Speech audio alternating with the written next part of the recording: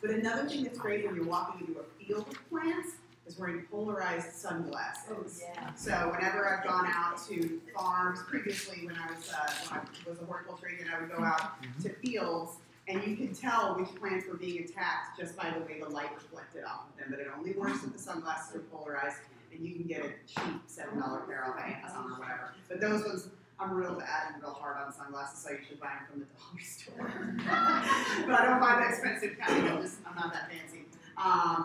But those ones I keep like in a bag in my backpack, and I only pull those out like if I'm driving long distances or if I'm like assessing a plant situation. So, just a little fun thing that you can do. And it was totally serendipitous that happened. I walked out and he's like, oh, the plants, and I'm like, I can see them in the field. They're all messed up. Like I could tell because of these polarized sunglasses. Oh, I'm Michelle. I'd like to make a quick announcement while we're still on the subject of nutrients. Yeah. I work at Cocoa, and we are setting aside bags of coffee grounds that students can take that are outside the shop. So if you need coffee grounds, please come and get them. I also have an abundant access to coffee chaff as well that I use for my compost. So please, please, please, if you need coffee grounds or chaff, come and get it. We have a lot. It's right down there across the street. Yeah, we have like 10 bags of coffee grounds sitting by the back door of the shop. Right. Do you have those burlap bags, the coffee bags? That's coffee, counterculture coffee. Well, we do too, and I usually get my hands on them first. Okay. So if you want burlap bags, let me know. Yeah, and then like somewhere around, I can't remember, but if you just look on your mapping program, counterculture coffee, you can just drive into the back and you can load up like a truckload of burlap bags. They work pretty well if you did like burlap bags and then wood chips, but cardboard to me works better because sometimes there's like thread that doesn't biodegrade on some of them, and you'll be walking and like trip on it after the bag is falling apart. And also grass can still get up through the burlap. So I've only ever used it in a pinch, but it's nice to use for other gardening things. Yeah, I was going to use it between my landscaping bricks and the garden soil so I don't lose any. Yeah, you can totally do that too. Absolutely, it'll break down real nice eventually. So yeah, and there's some of them that just have like really beautiful, drawings and stuff on it too, which are kind of cool. So I like free stuff that I can use in the garden, and you can get bags and bags of chaff from them, and that's a nice source of nitrogen. When you go and you pick up the coffee grounds, just open them up and make sure that there's not mold growing on them, because you don't want to put that in your garden. It's fine if you're going to put it in your compost pile, because there's so many microbes that are going to compete with the mold. But also, if you're sprinkling coffee grounds on your garden, because you can put them directly on your garden for a little boost of nitrogen, but they can make things acidic, so don't overdo it. But you can put loads of them in your compost pile, and it's fine. Just don't put a thick layer of them on the surface of your soil because they'll repel water. The water will run right off of them. So just break them up, and just a real thin little sprinkling now and again is really nice. So yeah, great, thank you. That's a great resource. Okay, so we're talking about the different things that the different nutrients do for us. So nitrogen primarily is for leaf growth. So, nitrogen is important, but if you put too much of it on, you're not going to get fruit set and root development. You're going to get lots and lots of beautiful green leaves and no fruit. So, just be mindful of that.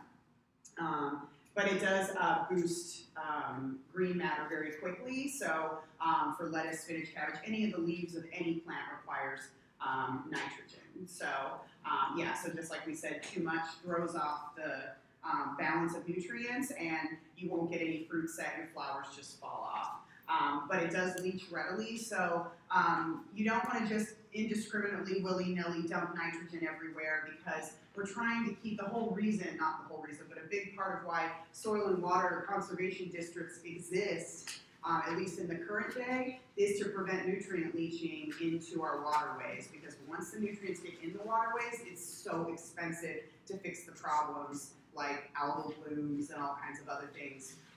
And you also, if you dump it, you're going to drink it eventually.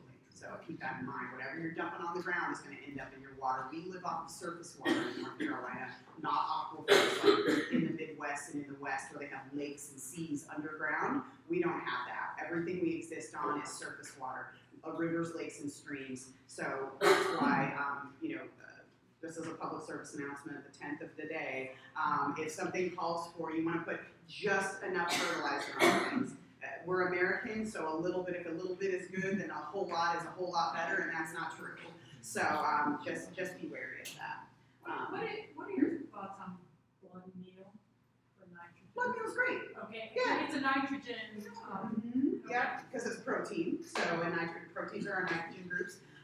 Blood meal's great, bone meal's great for nutrients, but then also bone meal also has a good amount of protein and nitrogen, but not quite like blood meal. So blood meal's great because you're pulling something, you're basically turning trash into cash for another industry. So it's blood from butchering, and otherwise it's going to end up in a landfill. So if they make it into fertilizer, it's kind of a win-win. It costs a little bit more money, but they're not pulling it from the atmosphere or something. They're using a trash product to create a food product for another system. So I tend to lean towards those kinds of things in general. They tend to, generally speaking, boost microbiological life in the soil, and then also you're using it from trash from the ecosystem, basically. Yes. Is that how antibiotics have become spread throughout soil because of going from animals' blood into blood into fertilizer? Antibiotics in the soil, that's a really good question. I don't know. I would have to look that up because antibiotics are everywhere. Because, 75% of the antibiotics that we use in America are for animals. So I can look that up for you. I'm not really sure. Yes. It's also just because of the water. This is the water. Yeah, I mean, Yeah. if you think about what our actual problem, right, is it's water flow. It's not like the overabundance of blood meal Mm-hmm. those things are just in a lot of our water. Okay. Yeah, I'll look at it because I never thought of that. Like even what the antibiotic residues would be in blood meal. I never thought about it before, but that'd be interesting to investigate. So I'll look it up. The great thing about extension is you're always learning. So if you're a lifelong learner, you're in the right place. Okay, so deficiency sin. It's funny, that's not a vegetable. Who knows what that is? Tobacco. So anyway, but it is a cash crop. So yellowing, whenever there's usually problems with the leaves, a lot of times if it's a nutritional deficiency, a lot of times it has to do with nitrogen. You'll have plants that are stunted, but if your soil is well prepared and plants are watered, nitrogen deficiency is a likely cause, but it's not that hard to correct. Just a little bit of fertilizer and you're good to go. For the quick boost is a manure tea or fish emulsion, and even quicker is to do that foliar feeding in the morning. Just make sure to dilute per manufacturer's recommendations. Okay, phosphorus is for our roots, flowers, seed, and fruit. So we want just enough of this. And we're not going to put a ton of it on there because that can also cause problems. Remember, we always want to put just enough, not too much. So it should be tilled in. You can just scratch it into the surface, and it's fine because you're going to put compost and things on it. I mean, when you look at a garden, like I'm always looking at the 10-year view on a garden. Like I'll get people that are like, oh, I didn't get my crops in. It's too late this year. It's like, no, you can grow year-round here. As long as you get something in the ground by November, you can pretty much overwinter it. And then come February, you can start putting peas and things in. So it's never really too late. It's not like we live in Michigan where there's a 3-month growing season. Yeah, you're going to miss the season. But in here, it's year-round. So, if you're applying some phosphorus, which a lot of them we're not going to need because we have very nutritious soil, just put as much as you absolutely need, scratch it in a little bit, and just know that your soil is going to get better and better over time. So, gardening is the long view. It isn't, right now, this season, and that's it. Unless you're in an apartment and you're container gardening, then you can look at your containers a little bit differently. But when it comes to like you enriching the soil, the goal is to, year after year after year, it's going to get better. And that's why it's really great to keep those soil tests. And we can look them up for you as well. So you have an arc of data over time. So, because you want to improve on it. Yes? So if you're saying apply it only if your soil test says, so Right. what would you buy, like 10-0 to 10? I mean, if you. No, the middle one, it would be like 3-10-2 or something like that, because P is the second number. Yeah, so if you need phosphorus, you just get a higher phosphorus, but it would be okay to use a basic 10-2? You could, but I wouldn't go crazy with it. Right. and you can get bone meal and stuff that's pretty high in phosphorus. It's rare that you're going to really need to add Now, a say ton if of it. you don't need it, you need to leave it out of your fertilizer. How can you add just pure phosphorus and not? Or- No, opposite. Yeah. Like, what would you put if you don't need? Just go into the garden store Yeah. and just look at all the bags Just get something. and with the P number low or high based on what you need. So, let's see. Yeah, so soil test, always soil test. And then potassium. So, increasing disease resistance, cold hardiness, and drought tolerance. It just makes the plant more robust and resilient in hot and cold temperatures. Also known as potash. And it improves the flavor of tomatoes and melons, any of the fruit crops, which is great. It leaches moderately, and sandy soils need an annual application. You don't need that here in our clay soils. So just soil testing, you'll be able to tell what you need. But always, you'll read some of the fertilizer bags, and you read on the back, and it says, apply once a month through the growing season. You don't always need that, especially maybe in the sandy soils, but not here. Oh, wait, you said go back? Oh, thank you.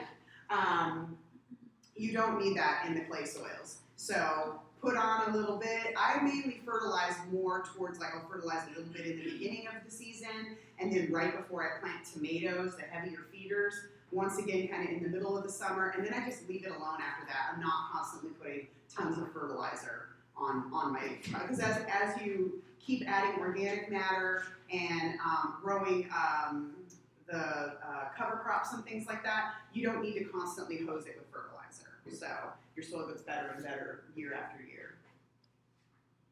So we talked about compost, very important. It's a soil amendment, it's not fertilizer. It does add nutrients to your soil, but not like fertilizer. But it is absolutely essential that you have this because it allows you to boost the life of your soil. The soil is alive. You want as much microbiological life in there of a beneficial variety as much as possible. So compost is really, I think, until we started getting donations of compost at Briggs, that was the most expensive thing that we bought every year because that's how important it is. Because that's what allows plants to grow. It's kind of the environment around the roots of the plants that create disease resistance. It's like a beneficial probiotic environment for the plant. So you want to feed the soil whenever you can. Water. There's so much of it right now. I'm a little bit sick of water. I'm really glad the sun is shining today. I'm going to be very sad if it rains tomorrow morning and I can't have the students come out. I know it says, but I'm like, if it's just misting, we still go. And the greenhouse groupies were rain or shine babies. Yep. So we're just gonna brave it. It's an interior area. We're gonna be under a roof, so don't worry. So anyway, yeah. So most vegetables require an inch of water per week for rain or irrigation. So this is a soaker hose. These are really wonderful, but I don't have these in my garden at home. It rains so frequently in North Carolina. I've been here almost 4 years that I barely, because my soil is full of organic matter. It holds onto water really well. And so I've watered maybe 4 or 5 times last year out of the entire year. It just, because I feed my soil all the time and I mulch really well, I don't need these. In the desert though, I had this set on a timer for an hour every other day, and I mulched 4 inches of straw on top of this to keep the water close to the surface of the soil and not have it completely evaporate. So these are really great, but they're not totally necessary. You do need to keep these out of the sun though, because they will burst. So buy the most high quality one you can get. The ones that are like a flat tape, those are really great too.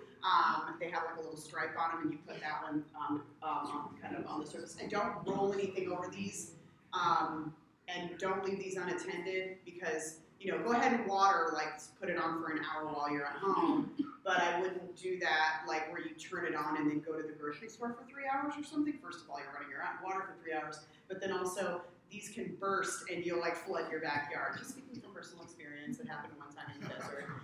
Anyway, but yeah, they're very sensitive to sunlight. They do break down and they do need to be replaced every year or 2 years. So just keep them out of the sunlight, put a little mulch. And I don't mean compost mulch, I mean straw or something like that. So, but tomatoes really like these. If tomatoes had their way, they would, and peppers are the same way, they would never get their leaves wet, and they would dry out in between each watering. So growing them in a controlled environment, like if you had a soaker hose at the base with mulch on top and then like a hoop house over them, tomatoes and peppers would be the happiest little plants. So, but anyway, those soaker hoses are great, but just know that it's not like a regular hose where it's going to last you, if you buy an expensive one, 10 years. You might have to replace them every year or two. So, and you don't wet the foliage, which is good. So, but if it rains all summer, you don't need to turn these on. You really don't. So, yeah, just make sure to place it near the base of the plants. Mulch will help conserve moisture, like we talked about. So, mulching vegetable gardens. Some people don't like to use straw because it has silica in it, and it also sometimes has some seeds. So hay and straw are different. Hay is what's left over straw is what's left over when they take hay and they remove the seeds out of it. And then you have this just a straw, and the seeds, they still have some seeds in the straw. So when you mulch with straw, you're gonna get some little grain plants, oats or wheat or whatever the kind of straw that you had. And all you have to do is rip it up and then drop it on the surface of the soil and it'll die and it'll be fine. Wait, is it the hay or the straw that's diseased? Sorry, hay has seeds, straw does not. Right. Yeah. But it Yeah. still has some. Yeah. Still has some. If you mulch with straw or hay, definitely hay, but if you mulch with straw, you're gonna have some weeds from the straw. So just know that. I like whole leaves. We have a huge red oak in our backyard. That thing pitches down a bunch of leaves, and I take a bunch of them and I put like a good 2 inches of them around the base of my plants and overwinter them with that little hoop over them, and they love it. I never have to weed. It keeps the soil nice and moist, and it's just one of those set it and forget it situations over the winter, and I just go out there and harvest, and I leave everything alone, and I get like no weeds. And then you can actually use those in the summer. If you chop up the leaves, that's great. They break down really fast and they feed the soil faster. They have those machines that you can it's basically like a weed whacker in a basket. And you feed them in there and it whacks up the leaves, and those are great. But you don't have to do that. The whole leaves work great too. So, and they don't break down as fast, which is nice. So I use those pretty frequently. Don't do that though. If you, like with the fresh leaves, that's great. But don't just take any leaves from anywhere because they might have a bunch of dog poo in them, and you don't want that near your lettuce. So just be mindful of wherever you get your leaves. Like if you walk out in the forest and get them yourself, that's one thing. But if you're just picking them up on the side of the road, you don't know if there's stuff in there that you know, pathogens that you want right next to food that you're not going to cook. So just be mindful of that. I don't really like using newspaper, but people do. I don't mind using newspaper or paper. Like I would rather use a paper bag, like from the grocery store, than a newspaper. But newspaper, they're not harmful to your food or anything, but they can blow around, and plus they kind of look ugly in my humble opinion. So I don't like using. In a pinch, I'll use paper. I've seen people use carpet. Like it's weird, but they do it because you don't ever have to mess with it. It's just there. But you know, use what works for you. So you can cut it up and turn it in at the end of the season. So again, not tilling, but you can just, you know, chop it into whatever you're doing. At home, when I have the leaves, what I'll do is if I'm going to seed something real thick, I just push the leaves out of the way, seed real good, and then when the stuff comes up, I'll thin it out if I need to, and then put the leaves back around, and then I'll just replace the leaves the next year when they come down in the yard. Insects, diseases, and weeds. Let's talk about these, shall we? Because if you're going to grow vegetables, insects are going to want to eat your vegetables. If you plant it, they'll come. Scout regularly to find problems before they become established. Oh, what happened to my picture there? Oh no, the cabbage looper is gone. It's on the Yeah. Is it an animate? There it is. Okay, so cabbage loopers. So this you're only going to see this guy on a brassica, and it's only going to be when it starts to get warm. So this is a chewing pest.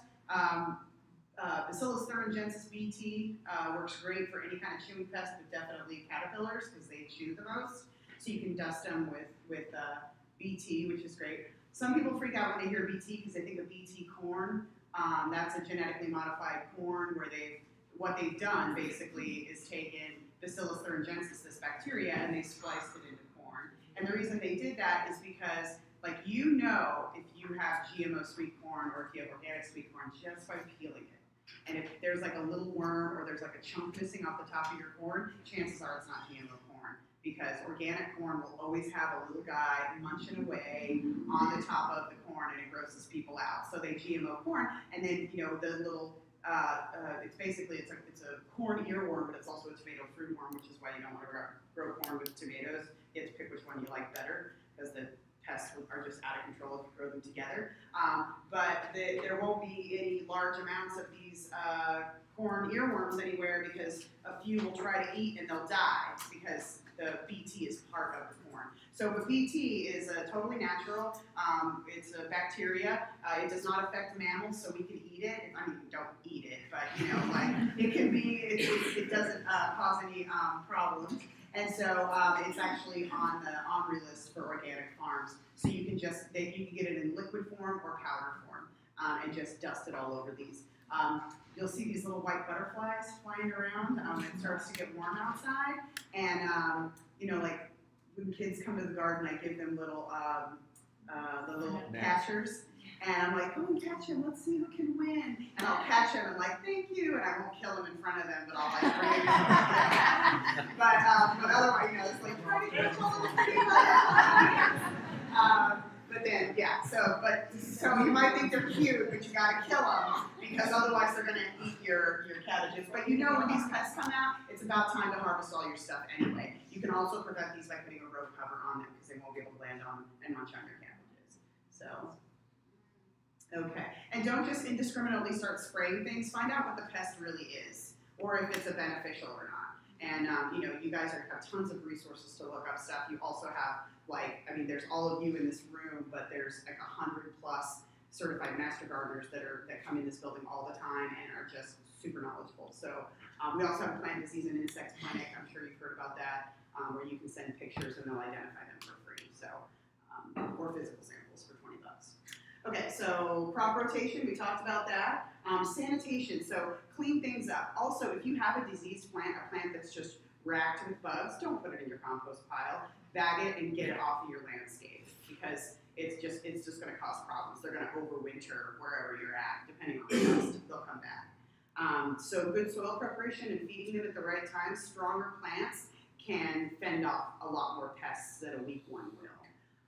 And then proper nutrition, proper watering, because a stressed plant, plants, they don't have like legs to get up and walk away from something chewing on them. They're like biochemical masters, and they will create their own nasty chemicals to try to ward off bugs, or they'll create certain chemicals to put out into the environment to attract the bug that eats the bug that's eating them. They're really amazing, but they have to be strong enough to do that. So continue to feed them and take care of them. And just, eyes on your garden every day. Just give it a little look. How does everything look? Do things look stressed? What's that bug out there?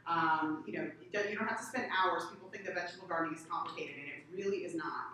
Once you get it started and you get kind of a rhythm with it, it's a lot less maintenance, and you can just kind of glance and see if everything's okay, especially when it's brutally hot in the summertime. And plant at correct times.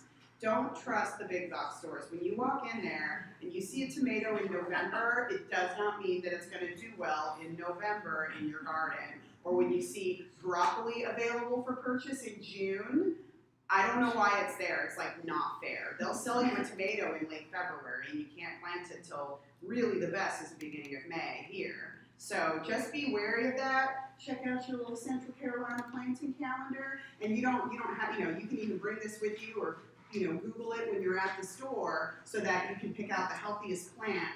And the plant should look robust. It shouldn't have any bugs on it. It shouldn't be leggy, where it's like looking like it's going to fall over. You want stout little buff plants. And so, rifle through them, or find out when they get their plant delivery, so you get the first pick. That's the best way to do it. And I'm the extension agent, so I can't promote any particular brand, but I do like Stone Brothers down the street, because they do have a lot of great stuff. And oh yeah, shout out to Stacey. She's a home slice. Knowledgeable employees. Knowledgeable employees, and also they have plants that are actually seasonal. So, and if anything's awful, appropriate for here. give you back your money. So they're just sort of an institution in Durham, and so And they're low master gardeners over there too. yeah, they do love master gardeners. Sorry, Wanda, I'm not promoting any particular brand, so scratch that out. Okay, all right. Okay, so we talked about proper watering and planting at the correct times. That's very important. Okay, disease management, especially in the summer. This is when it's hardest. Okay, because it's hotter, so stuff's going to grow faster. Not only your plants and all the weeds, but also all of the pests. Okay, so this is downy mildew that you see, or powdery mildew. If you see this, you got to break that off and get it off the landscape. Okay, so put it in your trash can and get it away from your plants. That's the only way you can really take care of that without spraying like anti-fungal all over it. So, and it's fine though if you pay attention to it. It's usually just when it's been really rainy. And if you keep your plants up off the ground on trellises a lot of times when they can get enough air, when they're not planted too close together, then you won't usually have this problem. But if it's just like a really wet summer, sometimes this is going to happen. But if you pay attention and you just walk by, you see some downy mildew, get it off of there. But don't shake it around. There's spores all over it. So break it off, bag it. Like go over there with a bag, break it off, stick it in a bag, and take it away from your plants. Huh? Oh, okay. Yeah, so avoid overhead. Yes? Is it okay to burn diseased plants? So a couple things. I wouldn't do it close to your garden no matter what. So some spores can survive fire, but bugs, if they're all over your plant, you try to light them on fire, they're going to fly away or crawl away. I would just get them off your landscape. Yeah, you could absolutely burn them if they're like farther away from your garden. I think you probably could. But yeah, I would just bag them and get them out of there. So the overhead watering is a problem. That getting foliage wet, like I'll see people, they'll just put out one of those waterers, you know, on their tomatoes, and that's no bueno. It's better to water the soil underneath the plant or put one of those soaker hoses than it is to get the whole plant wet. Any plants, you know, can actually grow. If we have like a really humid month and you're watering, like just watering the whole plant, you can just cause downy mildew. It's pretty bad. Yes? That was my question. Oh, okay, yeah. But even if you're watering early in the morning on a sunny day, It's better because it gives the plants a chance to dry off, definitely. But if it's a super humid day, and also if it's going to be a really, really sunny day and you get the foliage wet, it's like magnifying glasses on the leaves when the sun hits it. So, and you know, if it was a desert, it dries like that, it's not a problem. But here, not necessarily, depending on how the relative humidity is in the air. So it's best to just water the soil under the plant. And that's why mulch is good, like, you know, the leaves or straw or something, because it also keeps the soil from splashing up on the leaves of the plant when you're watering the soil under the plant. You don't want the soil to splash up on it because that can cause diseases as well. So air, water. If you have soil-borne diseases, grow it in containers. Some people will have certain kind of blights and things like that are in their soil, and they just can't. So you can grow in containers. And rotate the crops and prepare the soil. So that is going to come up. Say grow containers forever. In other words, I mean, if you had something in your soil and then, so you say, oh, I got to move it to containers, and you left the soil alone for a while, would it go away, or is it there forever? It depends on what it is. Yeah, I guess So like, what am I thinking? What is that? There's that honey mushroom that kills woody plants. What's the name of it? I can't remember what they call the mycelial mat, but it's a honey mushroom. And it you know, it slowly but surely starts trucking through the soil. Like this plant will die, and then next year this plant will die. It's a white rot. I can't think of the name of it off the top of my head, but it's a honey mushroom. It's it attacks the roots. it just eats the whole plant. It's a parasite. And that after like 20 years of not growing something there. Yeah. Yeah, I'm sorry, that's what I was gonna say, is even tomatoes will have stuff like this, Septoria and Everslip. That's particularly. Yeah, I can't Those have like these 7 to 10 year cycles. Yeah. So I mean, like, Long. As long as you're not growing that same thing in the soil, after a while there's nothing for it to eat and it'll die or move on. Gotcha. So yeah, but it just depends on whatever life form it is. Yeah, it isn't forever. There's rarely things that are forever unless they're like environmental contaminants or something. Rotate crops. Okay. Chemical-free methods. So, you know, we were talking about how plants are amazing and they can attract things that eat the things that are eating them, type of deal. Planting in, attracting beneficial insects are great. If you find a praying mantis in your garden, keep it there. Those are buddies. You want those. There's also You can buy different beneficial insects from insectariums all over the United States. You just have to make sure that they're the right variety. But there's so many bugs here, it's not really even recommended because you can grow the right plants to attract those, praying mantids and ladybugs and all kinds of beneficials that are going to come in and munch on the bugs, and also birds. Birds are really wonderful to have because they eat a lot of pests that are going to chew on your stuff. So what's interesting though, nothing eats a hornworm. Tomato hornworm. My chickens will play with it. What? Parasitoids. Oh, parasitoid wasps too. Thank you. But I'm talking about bees. Parasitoid wasps. I don't know if that's on here. I don't know if you've seen it. Thank you very much. She's like, what are you talking about? The little Tic Tacs working so hard. So hornworms are these gross-looking green worms. If you've never had one on a tomato, you'll know they're there even if you can't see them because you'll look out your window of your tomato plants and there'll be like 4 sticks. And there'll be leaves down here and just like sticks. And it's like, oh! And then you go out and they can tell you're coming. They can feel you coming and they can see you coming and they'll freeze. And they're the exact same color as the stem, so they're very difficult to see. Now, parasitoid wasps, they come and they lay eggs on this thing. It's so gross, but so cool. I hate them so much that I don't mind that they're being eaten alive.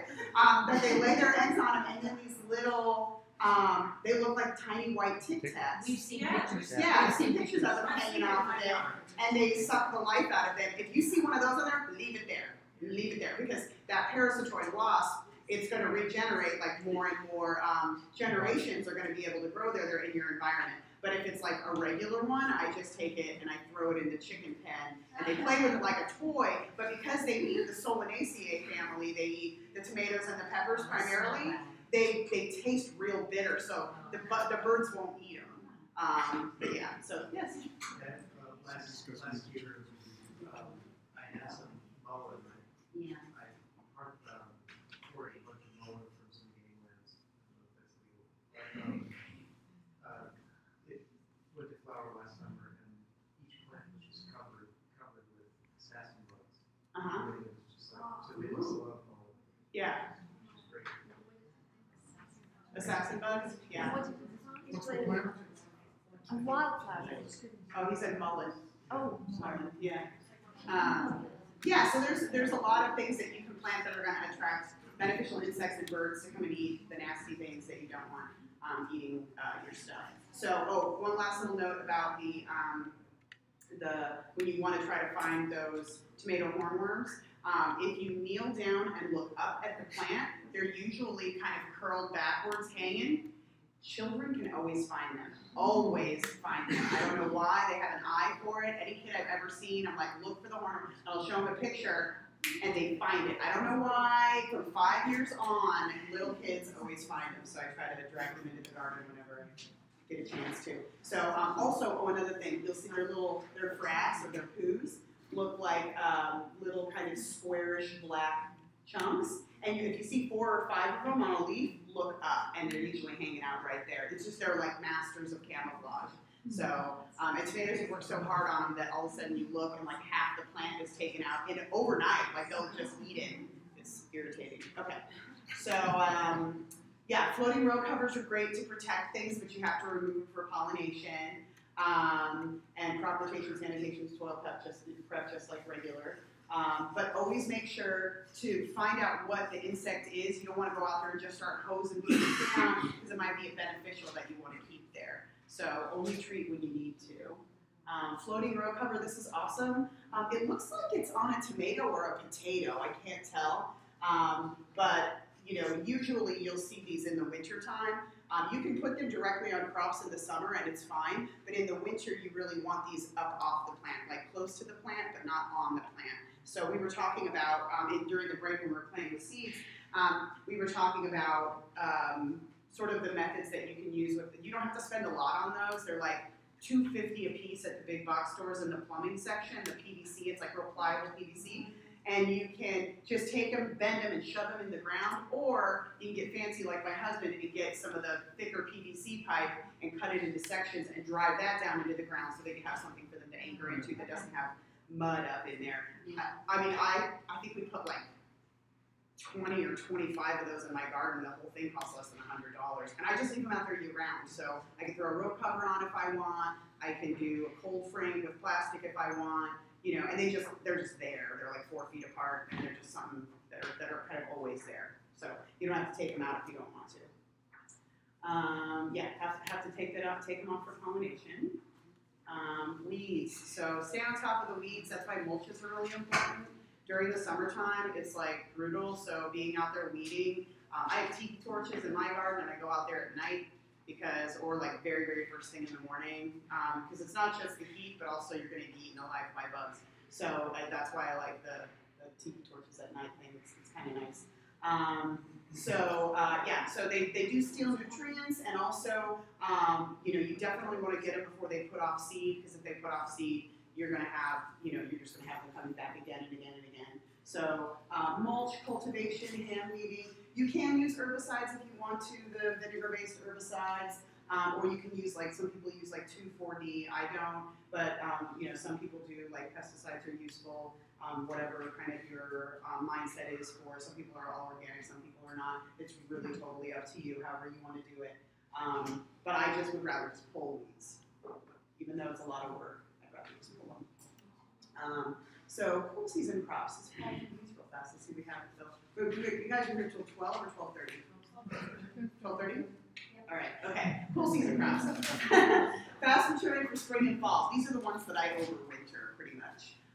Modern season for spring and fall, spring only, and then there's spring only crops. And then we'll talk about warm season crops. So cool season vegetables. They like to grow during the cooler times of the year. And what's funny is that there are certain crops that, once it starts to get warm, they just get way too bitter to eat. And so that's some warm summer crops, some summer crops are like that, and some winter crops are like that. So they get, like, either if it's the sulfur containing chemicals or the oxalic acid, and then they just get kind of unpalatable. They do tolerate some level of frost. There's half hardy and hardy, where there's light frost where they can tolerate a heavy frost. Like, half hardy would be like Sicilian kale, the lacinato kale, that real long bladed kale.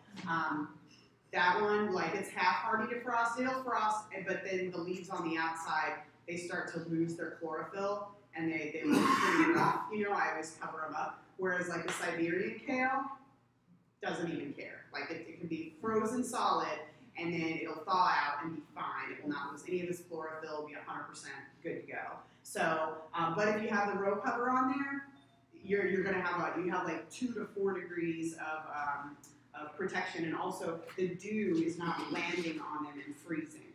So that's why I like the row cover, and then you can do a year-round garden. Harvesting of half-hardy crops can be extended, the 2 to 4 degrees of frost protection, and you can double up if you really want to protect stuff. You can double up on it. So you can also do low tunnels. A high tunnel is like a house you can walk into, and then little low tunnels you can do, like real low tunnels that, like over a strawberry bed or something like that you just pull it back, and they're real short little low tunnels. Mine are kind of in between. Fast maturing half-hardy crops, so radish, mustard, and lettuce. There are some lettuces that are more heat tolerant and some that are more cold tolerant. So that's great because you can start really early and grow crops of lettuce and then keep them growing through the spring, and then some right up into the summer, like the early summer. You can do like a heat wave lettuce or something. And they're really wonderful, but you have to grow different kinds. There's not really one kind that can span into both seasons. You gotta kind of mix it up, which is good. Mustard, generally speaking, the Asian mustards, like the ones out here that Taka grows. You've seen that. You guys all met Taka? Lovely dude. If you'll know. Oh, yeah, he's been over here helping out. Yeah. He grows the most gorgeous Asian vegetables. And so he's got some like wasabi greens, other kinds of mustards out here. Those are not as tolerant to frost as some of the European mustards are. But he's got like wasabi greens out there and stuff. Really cool. So, so some of the mustards, like brassicas, generally speaking, the kind of northern European ones are kind of much more cold hardy than some of the South Asian ones. Leaf lettuce and mesclun, because mesclun mix, when you look at mesclun mix, it just varies. Like sometimes there'll be chard in there, sometimes there'll be lettuce, sometimes there'll be kale. So mesclun is a mix. It's not like one plant. And spinach, 50 to 60 days, totally hardy. I plant a whole bed of this. It can snow, it can freeze. Spinach doesn't care. It loves it. And they're really sweet and lovely after they've been through a frost. And green onions, like I just have a bed of green onions, like I said, and I just come and cut and come again, and they just live in that spot. Radishes, so delicious. So I've never overwintered radishes because they're 30 days. You plant them in 30 days, you've got a harvest. Those are the ones that I'll continually plant. And usually what I do with radishes is you can buy them in a rainbow pack like that, but I usually buy like every color of radish I can get my hands on and mix them all together in one bag and then just seed. And then I have like everything from like black Spanish radishes that are so hot they make your nose burn. It's like you're biting into wasabi, it's so hot. And then there's these little white globe ones, well they're technically turnips, but you pick them real small and they'll be done in 30 days and they're very, very mild. So I also have some like daikon radishes in there, some French breakfast radishes. You just never know what you're really gonna get. It's fun. But hot temperatures on these will cause them to be spicier. And also, they're woody. They're not as delicious and fresh and crisp. So yeah, daikon, that's the one right there. That's one of the Asian radishes. It's excellent. And it can it's a huge taproot. And you can cook that one. You can cook all of them. You can also eat the greens too. So radish greens are edible. What I do is with radishes when I get a big crop is I just take the tops off, cut them in half, toss them in olive oil and roast them for like 15 minutes on 400, and then the last 5 minutes of cooking, I throw in the greens to roast on top of it, and it wilts them, and then I finish them with feta cheese, olives, oil, and lemon pepper. And then it makes them milder. All of those dates are from seed. What now? All of the dates are from seed, 30 days. Yes. 60 days. Yes. So Yeah, great question. Huh? Okay. All right, lettuce, again, only moderately frost tolerant. Some of them can tolerate more cold, some don't. And they need light to germinate. So really you wet the soil and you just set them on the surface of the soil and then wet them down. But again, like, our buddy Catherine Hamilton, the compost queen, she's germinating them on little sponges. So give her a jingle and find out how she did that. She told me all about it. Her lettuce is the prettiest. So it does like a constant supply of nitrogen because you're eating leaves, so it does like nitrogen, but they're not real heavy feeders. The fruits are heavy feeders in the summer. The stuff that just grows little leaves real quick, they don't take a ton of nutrients like the stuff in the summer does. Melons, anything with a big honking fruit on it is a heavy feeder. So just keep that in mind. Grows really great in containers, and you can also, keep the bunnies away from it a little bit better. And if it's bitter, it just means that it's been hot, and if you do store it in the fridge, some of that bitterness will come out of it. Another wonderful salad that you can do if your lettuce is bitter, you can harvest it all, and if you're not vegetarian, you can fry up a little bit of bacon and mix it with a little bit of white vinegar and a touch of sugar, and then toss the bitter lettuce in it. It's actually really amazing. I'm not even that huge of a bacon fan, but awesome. So you just don't taste the bitterness when you have that. That's a very southern thing, that recipe I just told you. So yeah, everything bacon, everything pork in the South. It's weird. Okay, leaf lettuce. This is great. So they grow in these little kind of florets, but they're not. You can cut them off like one head, but you rarely see lettuce like this in the store, unless it's already cut in like a box and they're kind of individual leaves. But this is cut and come again lettuce. This is a garnet rose. This plant is only this big. They're real small and cute. But I love growing like purple lettuces, black lettuces, red lettuces because they're weird and cool. Yeah, go ahead and grow your romaine, okay, but like this is way cooler. So try to do a mix, because you kind of, I like growing things you can't get in the grocery store. A lot of our vegetable plants are extinct, y'all. Like there used to be, even 50, 100 years ago, there were thousands of kinds of lettuce and thousands of kinds of tomatoes, but because we don't grow them anymore, there are family heirloom varieties that have been extinct. They die with families, basically, because nobody grows them anymore, or they're not able to be cultivated on a commercial scale. So like that would be considered a specialty lettuce, and it'd be $5 a head at one of the gourmet stores. So, bless you. So, that's why I like to grow weird food, or if somebody's got some variety that I've never tried, or somebody's developed a new variety of something, or, somebody's grandma wants to give me something she always grew, I will grow it, because then it's alive and you can collect some seeds off of it, yes. Well, that's also extremely nutritious for your bodies to do all the variety and all the stuff that we don't have enough varieties. Do you harvest that a leaf at a time from the outside? That's what I do. You can do it either way, but I like, in my own garden, I do cut and come again lettuce, because if I hack the head off, I don't get any more lettuce out of it. But I can get the equivalent of 3 or 4 heads of lettuce out of that if you break the outside leaves off, because it grows from the inside out. The new florets on almost all of the leafy greens come up from the middle and grow out. So break off the outside ones, and it'll actually encourage it, because it feels like it's getting chewed on, encourage it to grow. And so, yeah, you can just keep trimming off the sides until it gets totally bitter. So that's how I do it.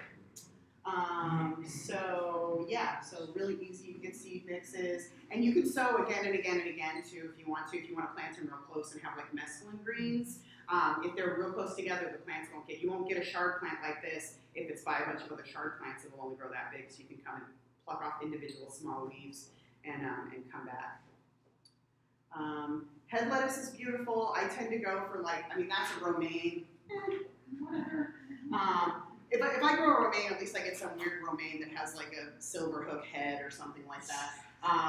But then like a bib lettuce, these are beautiful because they're really soft. They're very expensive to buy. They also, when you see these lettuces, they're usually in like a plastic box because they're so tender. They can't, this one you can throw off the back of a truck and it'll be fine. But this guy, it has considerably less like spine structure, and these bruise very easily. So that's why they're, $4 or $5 a head, and they're always in a plastic box.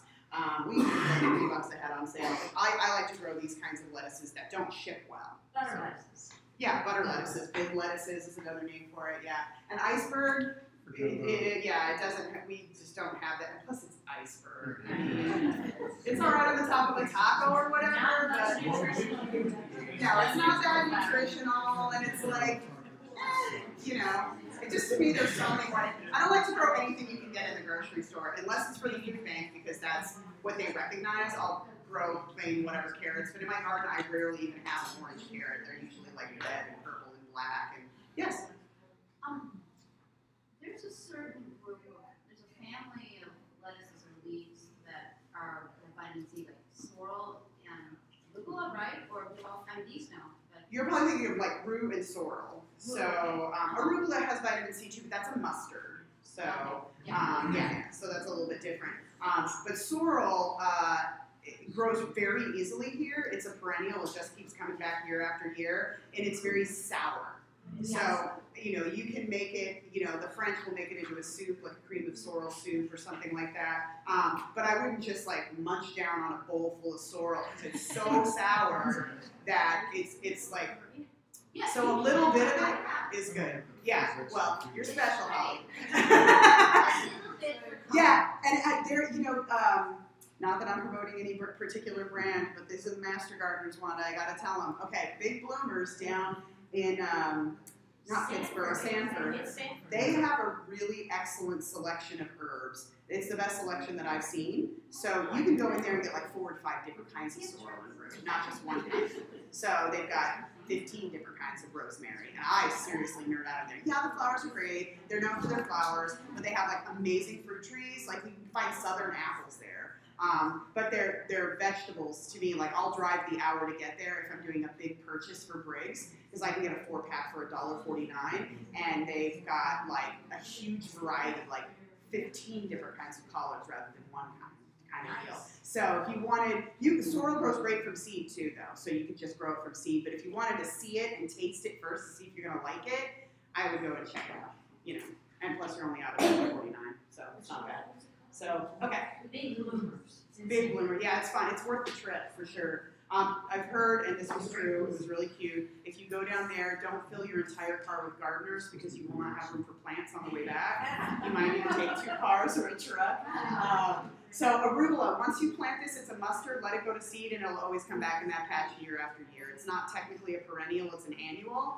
And it's also kind of gross in the heat. It's so peppery in the heat, but in the spring and in the fall, it's gorgeous. It's really wonderful and lovely.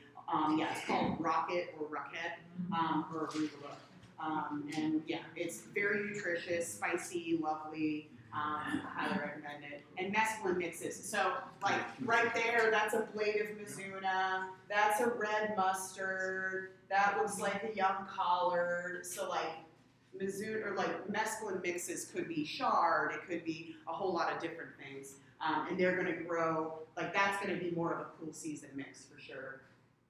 And grow in patches. If you grow them close together, the leaves stay small. Mustards and turnips, so it's another brassica, but they're usually the Asian ones. You can definitely eat the leaves. They're very popular here in the South. People usually mix collards and turnip greens together. So they're more braising green. What now? They're more of a braising green? Yeah.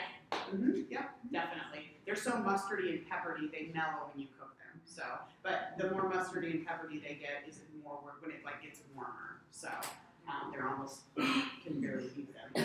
Turnip greens also edible. Those look like daikon leaves. You could easily use the turnip, like the daikons. Even though they're radishes, they look a little different. Those leaves look just like that. So they are prickly. So I would, if you had to eat them raw, like a raw foodist or something, and they wanted to eat them, I would salt those and massage them and rinse them off.